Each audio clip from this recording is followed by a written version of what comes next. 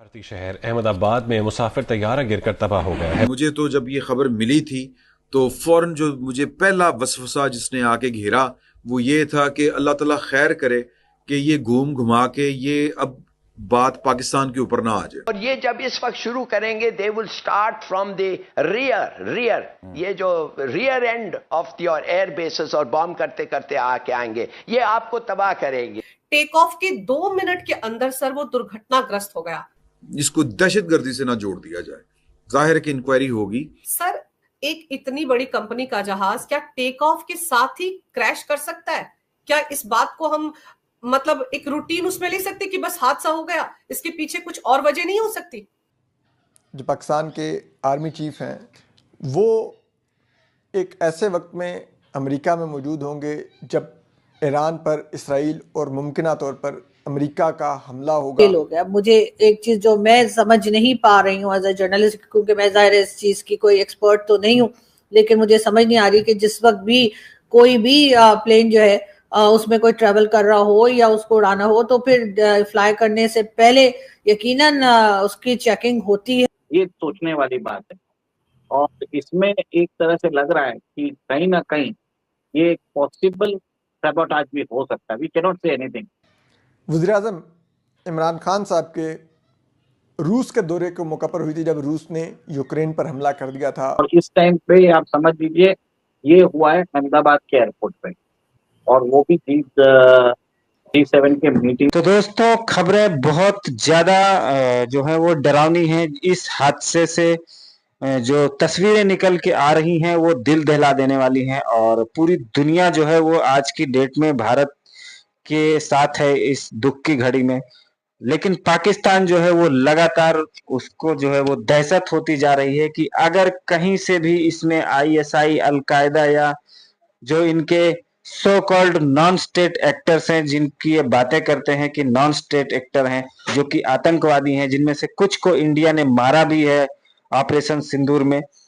अगर उन लोगों का इसमें जरा सा भी हाथ हुआ तो इस बार जो है वो इंडियन गवर्नमेंट किसी भी हालत में रुकने वाली नहीं है और यूएस चाइना तीनों मिलके आ जाएं तो भी पाकिस्तान को बचा नहीं पाएंगे अगर इन चीजों में कहीं पे भी पाकिस्तान संलिप्त पाया जाता है तो इसी के ऊपर से पाकिस्तान का मीडिया बातें कर रहा है कि कहीं गलती से भी हमारी जो डिफेंस फोर्सेस हैं या जो आईएसआई है उसका हाथ इसमें ना निकले तो अच्छा है। आज की सबसे दुखद खबर सर ये है कि एयर इंडिया का एक विमान जो लंदन जा रहा था अहमदाबाद इंटरनेशनल एयरपोर्ट से, टेक ऑफ के 2 मिनट के अंदर सर वो दुर्घटनाग्रस्त हो गया और उस पर कई बड़े लोग भी शामिल थे। बताया जा रहा है कि गुजरात के पूर्व सीएम विजय रूपाणी भी उस जहाज में सवार थे। सर, एक इतनी बड़ी कंपनी का जहाज क्या टेक ऑफ के साथ ही क्रैश कर सकता है? क्या इस बात को हम मतलब एक रूटीन उसमें ले सकते कि बस हादसा हो गया, इसके पीछे कुछ और वजह नहीं हो सकती? देखिए जो जहाज है बोइंग 787 ड्रीम लाइनर था और आपको ये मालूम है कि एक जहाज की मेंटेनेंस चेकिंग बहुत ज्यादा होती है और अभी आपको मालूम है एयर इंडिया टाटा के मेंटेनेंस में, टाटा के ओनरशिप में, तो उनका जो ग्राउंड लेवल टेक्नीशियंस है उनका काम बहुत ही अच्छा रहता है। तो कहीं ना कहीं मेरा ये मानना है कि एक तरह से आपने जिस हिसाब से बताया है कि 2 मिनट के अंदर ही क्या जहाज एक तरह से किसी भी, देखिए इंटरनेशनल एयरपोर्ट है, इंटरनेशनल एयरपोर्ट के पास किसी भी बिल्डिंग की दीवार से जाके टकरा सकता है। ये सोचने वाली बात है और इसमें एक तरह से लग रहा है कि कहीं ना कहीं ये पॉसिबल सैबोटाज भी हो सकता है। We can not say anything क्योंकि इसमें ट्विन इंजन है, इसकी मेंटेनेंस अच्छी तरह से होती है और आज तक ऐसा कोई हादसा हुआ नहीं है। और जिस हिसाब से बताया जा रहा है कि इंजन फेलियर है, ऐसे थोड़ी कोई इंजन फेलियर ऐसे ही हो जाता है। Boeing is a reputed company और उसका अगर ऐसा काम होता रहा तो इट इट इज क्वेश्चनेबल, उसके मार्क पे भी आता है। और second, Tata is running air India. आप वो सोचिए 200 पैसेंजर है और ये 2000 में ये एयरक्राफ्ट बनाया हुआ है। तो मेरा मानना ये है कि शायद पॉसिबिलिटी है कि this is a possible sabotage भी हो सकता है। देखिए एक चीज देखिए, G7 की समिट भी हो रही है कनाडा में और वहां पे हमने देखा कि कैसे खालिस्तानी लोग हैं वहाँ पे एक तरह से तैयारी कर रहे हैं कि एक तरह से पीएम मोदी के विजिट के टाइम पे वो वहाँ पे प्रदर्शन करें। और हमने देखा है कि कैसे पन्नू ने बार बार रिपीटेडली कैमरा में बोला है कि आप एयर इंडिया पे ट्रेवल मत करिए, और एक तरह से उसने बार बार बोला है। और इस टाइम पे आप समझ लीजिए ये हुआ है अहमदाबाद के एयरपोर्ट पे, और वो भी G7 के मीटिंग से पहले। तो इसमें एक तरह से पॉसिबल खालिस्तान एंगल हम रूल आउट नहीं कर सकते, ये मेरा मानना है।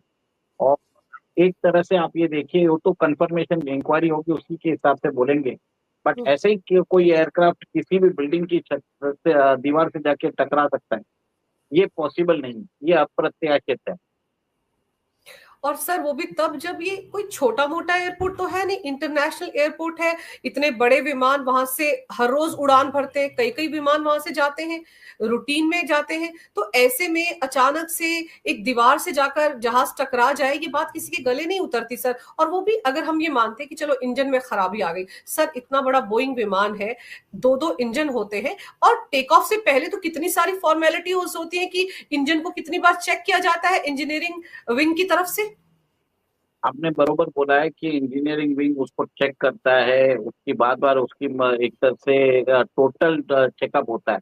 और ये सोचिए नया नहीं है, बार बार हो ही रहा है। और टाटा का प्लेन है तो टाटा के पास तो इंजीनियरिंग वो सब चीज रहेगा, कोई वो लापरवाही बरतने वाले नहीं है, क्योंकि टाटा का खुद का ब्रांड नेम भी वेरी मच इम्पोर्टेंट होता है, बोइंग का नाम इम्पोर्टेंट होता है। तो कहीं ना कहीं ये जिस हिसाब से आपने बताया है कि इतनी सारी चेकिंग होती है, technicians and other thing, it is very unlikely कि इसको एक तरह से एक्सीडेंट मान ले। एक तरह से ये जो टाइमिंग हुआ है, अब ये देखिए G7 मीटिंग से पहले हुआ है। G7 मीटिंग 15 तारीख को होनी थी और आज 12 तारीख है, 3 दिन पहले अचानक ये होता है।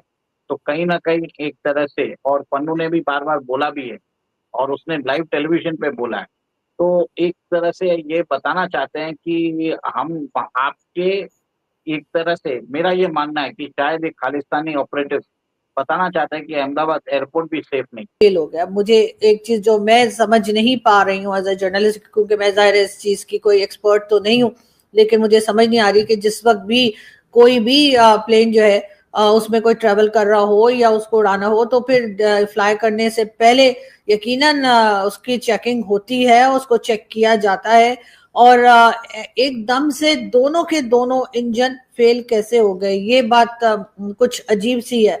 लेकिन यकीनन हादसे होते हैं, और इस तरह के हादसों में इस किस्म की चीजें जो हैं वो हो सकता है कि हो जाती हों। लेकिन मुझे जो अभी तक मैंने जहां अपने दोस्तों से पूछा, भारत में बात की, तो बताया यही गया है कि जी वैसे तो कोई किसी किस्म का, जैसे अगर हम कहें कि ऑयल टैंक वगैरह के गिरने की कोई फुटेजेस नहीं है कि कहा जाए, ये समझा जाए कि ऑयल टैंक जो है वो गिर गए थे या कोई बात है। हाँ, ये जरूर